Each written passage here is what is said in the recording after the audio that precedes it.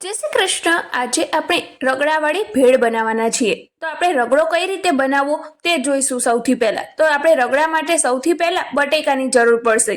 તેની જ સાથે આપણે સૂકા વટાણા લીધેલા છે। જો તમારા ઘરમાં લીધા વટાણા અવેલેબલ હોય તો તે પણ લઈ શકો છો, પણ અત્યારે મારી પાસે નહોતા એટલે મેં સૂકા વટાણાને 2 થી 3 કલાક પલાળી લીધા છે અને હવે આપણે એને કુકરમાં બાફી લીધેલા છે, આપણા સૂકા વટાણા અને બટેકાને। તો આપણા વટાણા અને બટેકા હવે બફાઈ ગયા છે, રગડો બનાવવા માટે તે તૈયાર છે।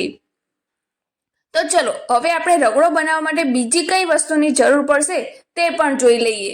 તો આપણા બટેકા અને વટાણા સિવાય આપણે એક જાડા તળિયાવાળું વાસણ લઈ લીધેલું છે, જેમાં આપણે બિલકુલ તેલનો ઉપયોગ કરવાનો નથી, નહીં ઘી કે નહીં તેલ વગર આ રગડો બનશે। તો આપણે જે બટેકા અને વટાણા બાફીને રાખ્યા છે તે આમાં સૌપ્રથમ એડ કરી દઈશું અને આપણા ગેસની ફ્લેમ મીડિયમ રાખીશું અને સાથે જ આપણે આમાં 1 કપ જેટલું પાણી એડ કરી દઈશું। તમારે જેટલો રગડો જાડો પતલો જોતો હોય એટલું પાણી એડ કરવાનું છે અને એને એક બોઇલ આવે એટલે કે એક ઉભરો આવે ત્યાં સુધી એને ઉકળવા દેવાનું છે। ત્યારબાદ એ ઉકળી જાય પછી આપણે એમાં હળદર પાવડર એડ કરીશું। તેની જ સાથે આપણે થોડુંક લાલ મરચું પાવડર એડ કરીશું।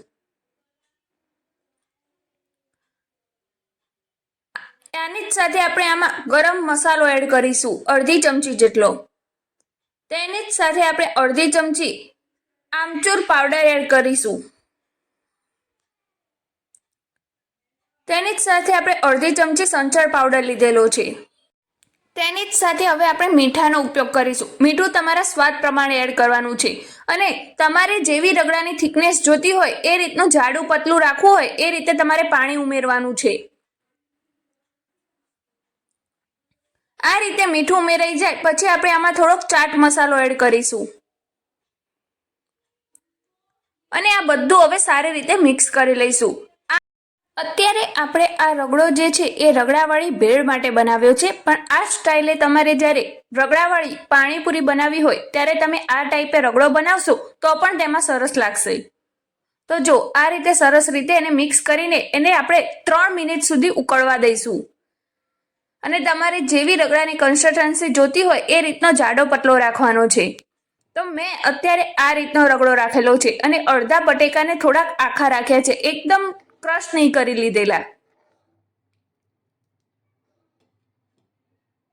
હવે આપણે ગેસની ફ્લેમ બંધ કરી દઈશું અને આ રગડાને ઢાંકીને 5 મિનિટ સુધી આપણે રેસ્ટ આપી દઈશું। 5 મિનિટ પછી તેનું સર્વિંગ કરીશું। 5 મિનિટ આ રીતે રેસ્ટ આપશો તો એમાં મસાલો બધો સારી રીતે મિક્સ થઈ જશે। તો હવે આપણો 5 મિનિટ પછી આપણે હવે એનું સર્વિંગ કરી લઈએ। તો સર્વિંગ માટે મેં આ રીતના વઘારેલા મમરા લીધેલા છે, તેમાં ઝીણી સેવ અને મકાઈ પૌવાનો ચેવડો ઉમેરેલો છે અને આ કેવી રીતે બનાવવા તેનો વિડીયો પણ મેં વીઆર ક્રેઝી ચેનલમાં અપલોડ કરેલો છે, ત્યાં જઈને તમે જોઈ શકો છો। તેની જ સાથે આપણે નાયલોન પૌવાનો ચેવડો લીધેલો છે, તેની રેસીપી પણ આપણે વીઆર ક્રેઝી ચેનલમાં અપલોડ કરેલી છે। તો હવે આપણે એક આ રીતનું બાઉલ લઈ લીધેલું છે જેમાં આપણે ભેળ મિક્સ કરવાની છે। તો તેના માટે સૌથી પહેલા આપણે જે વઘારેલા મમરા લીધેલા છે તે આમાં એડ કરી દઈશું। તેની જ સાથે આપણે જે નાયલોન પૌવાનો ચેવડો બનાવીને રાખ્યો છે તે પણ આમાં મિક્સ કરી દઈશું। તેની જ સાથે આપણે જે રગડો બનાવ્યો છે તે રગડો આની ઉપર એડ કરી દઈશું। તમારે જેટલો જોઈએ એટલો આમાં એડ કરી શકો છો।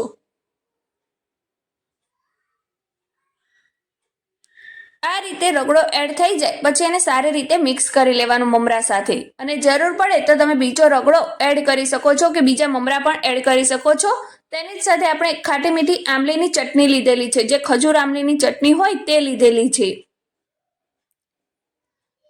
તેની જ સાથે આપણે આમાં સોસ લીધેલો છે 2 ચમચી જેટલો, તમારે વધારે પસંદ હોય તો તમે વધારે પણ લઈ શકો છો। તેની જ સાથે આપણે તીખી ચટણી લીધેલી છે, જે કોથમીર મરચાંની ચટણી હોય તે લીધેલી છે અને આ ત્રણેય જે ચટણી છે એનો પણ વિડીયો આપણી ચેનલમાં અપલોડ કરેલો છે, ત્યાં જઈને તમે જોઈ શકો છો। અને આ રેસીપીનો વિડીયો તમને પસંદ આવ્યો હોય તો એને એક લાઈક જરૂર કરી દેજો। હવે આ સમયે આપણે ઝીણી સુધારેલી ડુંગળી એડ કરી દઈશું। તમે ઝીણું સુધારેલું ટમેટું કે ગાજર કે બીટ લીધું હોય તો પણ તમે આમાં એડ કરી શકો છો।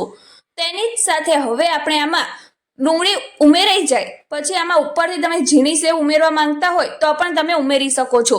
તેમાં આપણે 2-3 ટીપા જેટલા લીંબુનો રસ ઉમેરી દઈશું અને સારી રીતે મિક્સ કરી લઈશું. તો આપણે એકદમ ચટપટી રગડા ભેળ ખાવા માટે બિલકુલ તૈયાર છે.